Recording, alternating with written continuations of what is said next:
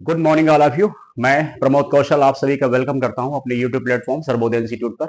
और देखते हैं 15/5 की न्यूज। थोड़ा सा बीच में कभी कभी ऐसा होता है डिले की, मालूम चला एक दिन न्यूज नहीं आ पाई तो फिर जाहिर सी बात उसके सेकंड डे फिर दोनों दिन की न्यूज को एक साथ हम जो है या अलग अलग उसको कंपाइल करके आपको दे देंगे, लेकिन कंटिन्यूटी बनी रहनी चाहिए बस। ठीक है, देखते हैं। 15/5 की न्यूज में है कि अभी हाल ही में 38वें, ठीक है, 38वें नंबर के जो भी नेशनल गेम हुए, क्वेश्चन आएगा जरूर श्योर कि 38वें नंबर के राष्ट्रीय जो खेल हुए हैं ये कहां पर हुए। उत्तराखंड में हुए ना। अब इनका रिजल्ट आ गया है। तो राष्ट्रीय खेल 2025 में पदक तालिका में कौन सी टीम शीर्ष पर है, यानी किसको नंबर 1 स्थान मिला हुआ है ना। तो ये तो राष्ट्रीय खेल है और राष्ट्र लेवल पर हर राज्य के जो लोग हैं उनको बढ़ावा देने के लिए इसकी की गई स्टार्टिंग। तो इसमें ऑप्शन कुछ ऐसे दिए जाएंगे कि मतलब सर्विसेज है, हरियाणा है, उत्तराखंड है, कर्नाटक है, एक इसमें सर्विस बोर्ड भी है, वो भी एक टीम है ना। तो मतलब कहने का इसका राइट आंसर क्या हो जाएगा, सर्विसेज हो जाएगा ना। अब यहाँ पर कुछ मैंने व्याख्या कर दी है या इसका जो कि कुछ विशेष बातें क्या है। तो नेशनल गेम जो है ये 2025 का 38वां मतलब गेम नंबर है और 28 जनवरी से लेकर के 14 फरवरी 2025 के मध्य उत्तराखंड में इसका आयोजन किया गया। राइट, ये बात समझ में आ गई ना। अब जो इसका मतलब स्लोगन है वो है संकल्प से शिखर तक। ये सारी बातें इंपॉर्टेंट रहेंगी आप सबके लिए। देखिए, हम ये बात बहुत पहले कह चुके हैं कि जिनका एग्जाम मई जून में होना है, अप्रैल में होना है, उनके लिए जनवरी फरवरी की न्यूज मोस्ट इंपॉर्टेंट है। कोई ऐसी न्यूज जो एक एक साल चलती है, वो जैसे ओलंपिक हो गया, राष्ट्रमंडल हो गया, कोई ऐसा अवार्ड जो साल में एक बार दिया जाता हो, तो वो सब तो 6-6 महीने एक एक साल तक वैलिड रहते हैं। बाकी कुछ जो करंट की न्यूज रहती है वो 4-5-6 महीने के बाद बेकार हो जाएगी। यानी जून के बाद इस न्यूज की उतनी इंपॉर्टेंस नहीं रहेगी, ये मतलब कहने का हमारा है। और इसके बाद क्या है पॉइंट, इसके बाद है मस्कट। मस्कट का मतलब होता है शुभंकर। ठीक, ये है मौली। ठीक है। मशाल, मसाल का नाम क्या है, मसाल का नाम है तेजस्विनी। ठीक है।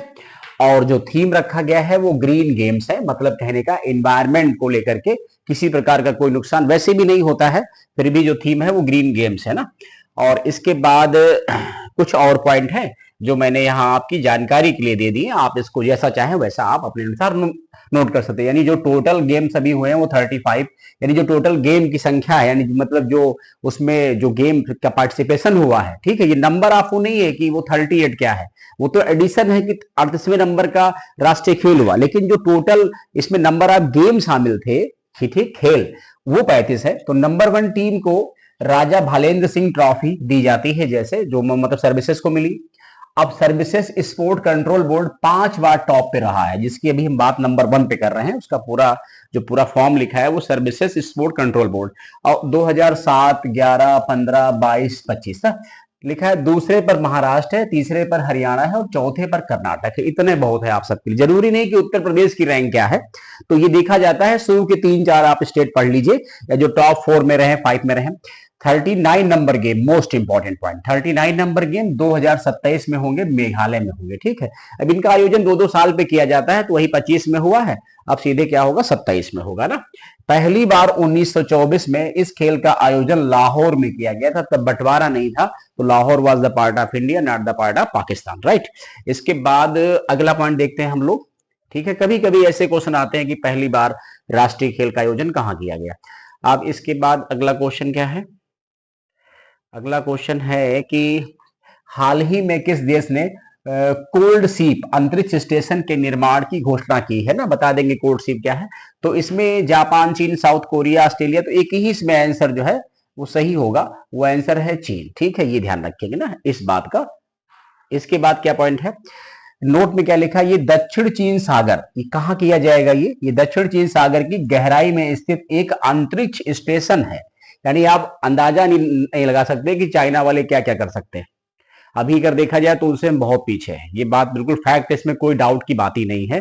उनके यहाँ का कॉन्सेप्ट हमारे यहाँ से बिल्कुल डिफरेंट है। हमारे यहाँ आपको जितने लोग दाएं बाएं में मिलेंगे या फिजुलबाजी वाले मिलेंगे, उतनी संख्या वहां पर कम मिलेगी आपको। तो अब ये और समझिए कि जिसे चीन मतलब बना रहा है, ये 2000 मीटर की गहराई में विकसित किया जा रहा है ना। आप सोचिए समुद्र में नीचे 2000 मीटर की गहराई में जैसे अंतरिक्ष होता है, उस प्रकार से, इसीलिए उसका नाम रखा गया है कोल्ड सीप अंतरिक्ष स्टेशन। ठीक है। तो इस प्रकार की जितनी भी कुछ आश्चर्यजनक चीजें हैं वो सब चाइना की तरफ से ही पॉसिबल है। इसके बाद इसमें पॉइंट क्या है हमारा,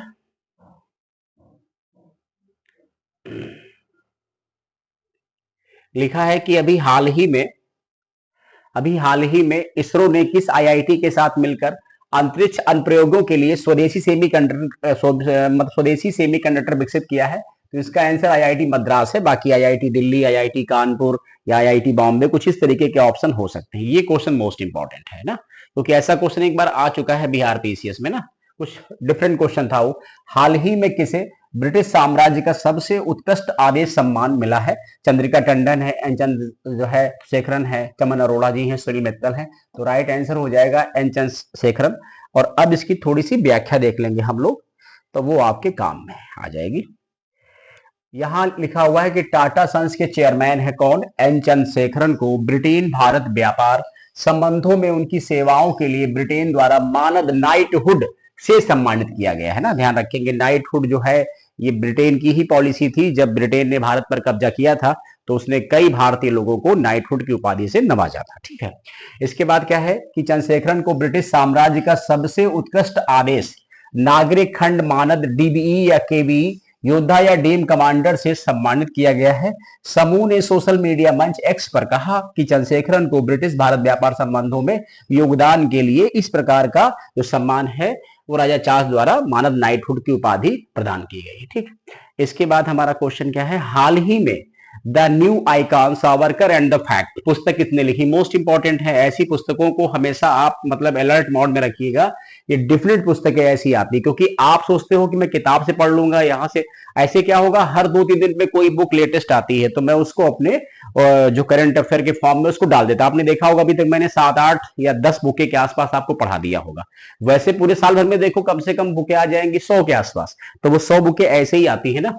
क्या लिखा है? The new icon Savarkar and the fact. ये बीडी सावरकर की बात कर रहे हैं, महाराष्ट्र की। और इस पुस्तक के लेखक कौन है? अरुण शौरी। कुछ इस तरीके के नाम दे दिए, पंकज मिश्रा है, अमिताभ कुमार है और राजीव मल्होत्रा है। ठीक है, चलिए अगला क्वेश्चन देखते हैं। ये क्या है? ये क्वेश्चन है कि यानी कॉन्स्टेंटाइन टोसोल्स किस देश के राष्ट्रपति चुने गए? अब आप समझदार हैं, इनके नामों में ही इतनी प्रॉब्लम है तो फिर इनका गेस कर पाना बड़ा मुश्किल है कि कहाँ के है ना। तो ग्रीस है, ठीक है, युगांडा है, पनामा है, मोरक्को है। तो राइट आंसर इज ग्रीस ना। अभी हाल ही में पहले सामाजिक न्याय पर क्षेत्रीय संवाद कहाँ आयोजित किया जाएगा? ये भी इंपॉर्टेंट क्वेश्चन है। तो इसका आंसर, इसकी व्याख्या दोनों यहां पर है। आंसर क्या हो जाएगा? कुछ इस तरीके के ऑप्शन देंगे वो लोग आपको। इंदौर है, नई दिल्ली है, भोपाल है, चेन्नई है। राइट आंसर इज नई दिल्ली। ये संवाद global coalition for social justice का हिस्सा है। ठीक है, ये संवाद global coalition for social justice का हिस्सा है, जिसे इंटरनेशनल लेबर ऑर्गेनाइजेशन, ठीक है, के द्वारा 2023 में लॉन्च किया गया था। इसका आयोजन नई दिल्ली में भारत मंडपम में होगा 24 से 25 फरवरी के मध्य, यानी हुआ नहीं है अभी, ये एक हफ्ते के अंतर्गत होगा। राइट, इसके बाद हमारा क्या पॉइंट है अगला? फिर जो है एक और क्वेश्चन है, यहां पर देख लेंगे इसको भी हम लोग।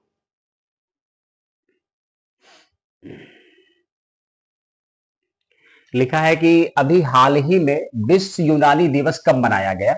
11 फरवरी, 12 फरवरी, 13 फरवरी, 14 फरवरी ना।